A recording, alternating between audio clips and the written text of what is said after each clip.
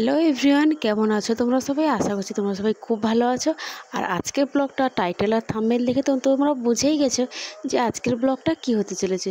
তো চলো বেশি কথা না বলে শুরু করা যাক।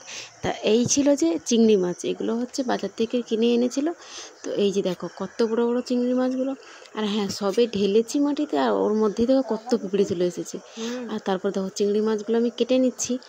আর কত বড় সাইজের চিংড়ি ছিল, তোমাদেরকে দেখাচ্ছি থামো, কত বড় বড় ছিল।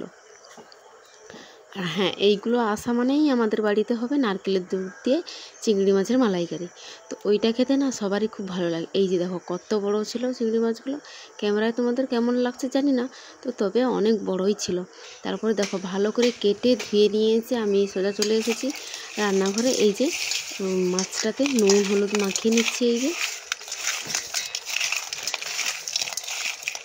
আমার কিন্তু নুন হলুদ মাখানো কমপ্লিট। আর এই যে দেখো ছাড়ানোর পরে এই যে কত বড় লাগছে না।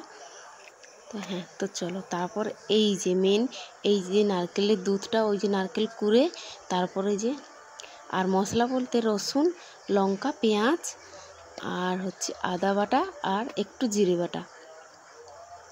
তো আমাদের রান্নাতে না একটু হলেও জিরে বাটা দিই, তো তার জন্য তোমরা দিতে পারো, নাও দিতে পারো। তো এই যে দেখো, আর এর মধ্যে দেবো আমি আলু, তো তার জন্য দেখো আলুটা রেখেছি।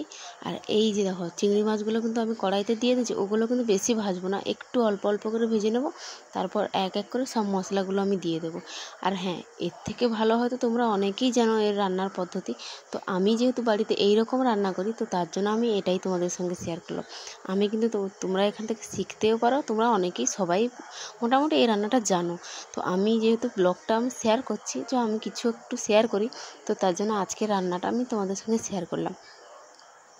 তো চলো, এই যে সব মশলা কিন্তু আমার দেওয়া হয়ে গেছে। আর হ্যাঁ, মাছটা কিন্তু আমি বেশি ভাজি না, বিশেষ করে এই চিংড়ি মাছের মালাইকারিটাতে বেশি কিন্তু ভাজা হয় না, তো তার জন্য অল্প একটু ভেজে নিয়ে রাখি। তো এই যে দেখো, আর হ্যাঁ, আমি কিন্তু উনুনেই রান্না করতে বসেছি, এই যে দেখতেই পাচ্ছ।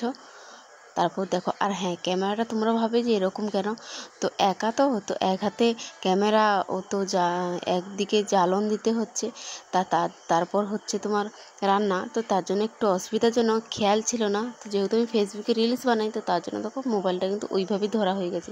তো তারপর দেখো এখানে কিন্তু আমি কোনো জল ব্যবহার করব না, তো নারকেলের যে দুধটা বের করে রেখেছিলাম ওই দুধটা দিয়েই পুরো রান্নাটা হবে। আর হ্যাঁ, ব্লগটা কেমন লাগলো অবশ্যই কিন্তু তোমরা কমেন্ট করে জানিও। তো চলো টাটা।